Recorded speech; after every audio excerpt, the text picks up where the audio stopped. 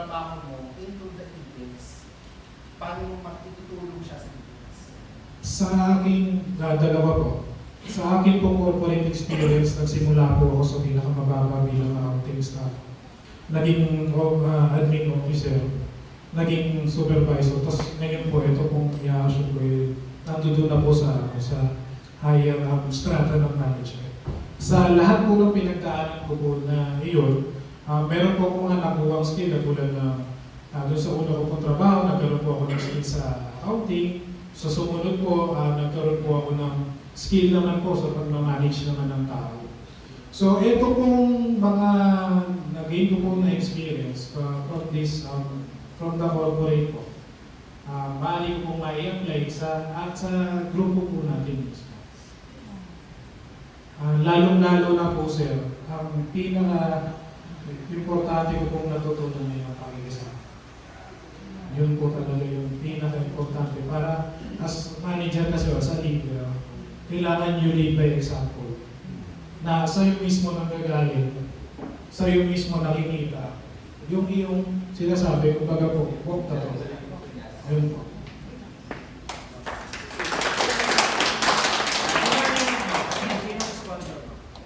Yung puting kumpare ko po, si Sir Glenn po. Question pa? Hindi ka na namin, ay, hindi ka pa? Sige. Sa isang organisasyon, sa grupo, hindi maiwasan yung ng konting hindi pagkakaunawaan o hiwaan sa mga kapwa. Ngayon, kung halimbawa ang mangyari yun sa ating organisasyon o grupo, paano mo papagitnaan ang iyong kumpare at isang iyong kuya para magkasundo at maiwasan ang hiwaan sa grupo?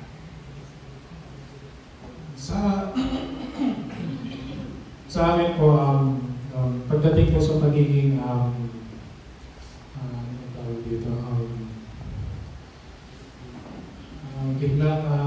para ma-maintain ko po yung pagiging unbiased, I look into kung ano po yung nangyari. Tayo naman po, bawat isa po sa atin, alam naman po natin ang konsepto ng tama at mali. So, doon po ako babase kung ano po yung ginawa ng tao. I will not condemn the person, I will only condemn the action. Yun po sir. Paano pahupain yung init ng pagkatalo, hiwaan sa isang grupo? Paano pahupain siya? At kung kaya mo alisin yung hiwaan niya, anong gagawin? Ito rin po sir, isa ko pong katunayan din po. Naniniwala po ako sa kapangyarihan ng mabuting usapan. Diba? Hindi, seriously speaking, diba? Una-una kung dapat gawin natin, pag-aanin po muna natin yung loob mo. Kung dalawang kayo. Kasi po, doon po magkakaroon sila ng maayos na pag-iisip, diba? Na ma-realize po nila kung ano po yung nagawa po nila mali. Ano po sa isang kasama ko na yun po. Okay, last na pala question tapos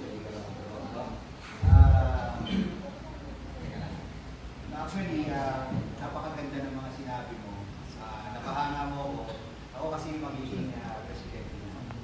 Okay, so, ang sarap sa tenga ng mga sinasabi na talagang nung umpisa pa lang ito na pumasok sa amin, nabilib na ako kagad. Kasi wala sa itsura niya actually.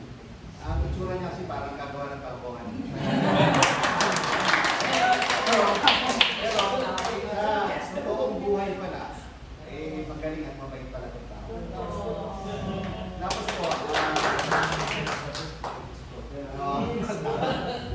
ayun, sabi niya, sabi mo pala, yung skill set, syempre marami ka na pinagdaanan experiences from sa pinakamababa ngayon, naabot mo na yung pinakataas talaga, which is the COO ba? Okay, ngayon, ang question ko ay Sir Aiba, pag sinabi ko bang ipakita mo yung talent mo, kaya mo bang gawin?